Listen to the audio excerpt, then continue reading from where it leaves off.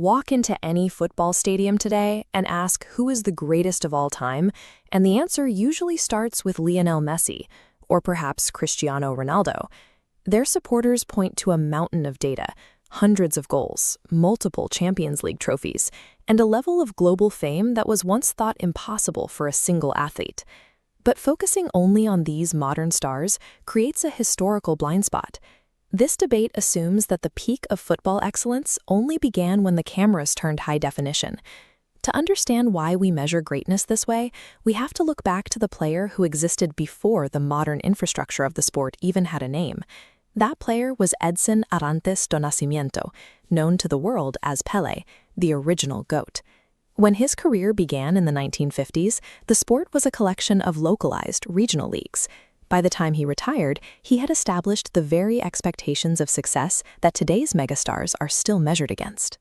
The first way to understand his impact is through the raw mathematics of his career. On the world stage, Pelé led the Brazilian national team to 3 FIFA World Cup victories. This chart lists players with the most World Cup titles. Pelé sits at the top with 3 wins. Today's most successful active players struggle to reach a second win. This gap remains a difficult hurdle to overcome.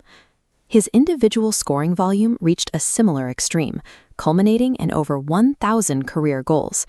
Reaching a 4-digit total requires a player to score with nearly robotic consistency, maintaining that pace for nearly 2 decades of professional play. He achieved this volume in an era when defenders were permitted to use significant physical force to stop an attacker. He relied on a combination of balance and sheer speed to stay on his feet long enough to find the net. These records confirm he was a high-performance athlete, but they don't explain why he became a global icon in an age before the internet. True influence is measured by how a player changes the way people experience the game. Pelé's story began in Bauru, Brazil, where he learned the game using grapefruits or socks stuffed with newspaper because a real ball was a luxury his family couldn't afford. He brought the creativity and joy of those street games into professional stadiums.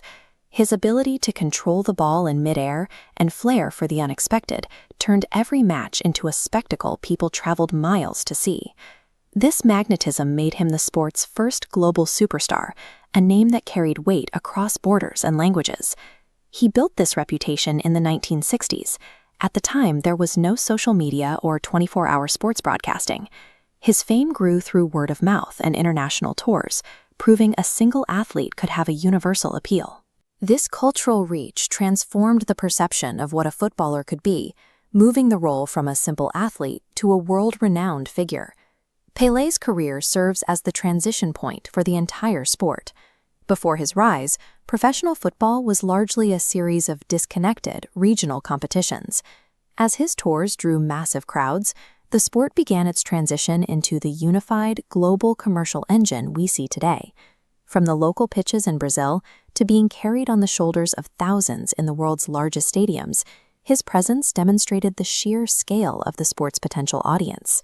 He showed that a single player could represent the identity of an entire nation, setting a precedent for every national hero who followed. This brings us back to the modern debate. When we compare today's stars to those of the past, we have to look at the context of their success. Modern greats are achieving incredible feats, but they are doing so on a global stage that Pelé had to help build. He remains the king of football not just for the trophies he won, but because he defined the very idea of what it means to be a footballing superstar. Statistics provide the evidence for a player's skill, yet Pelé's real legacy is the existence of the global game itself.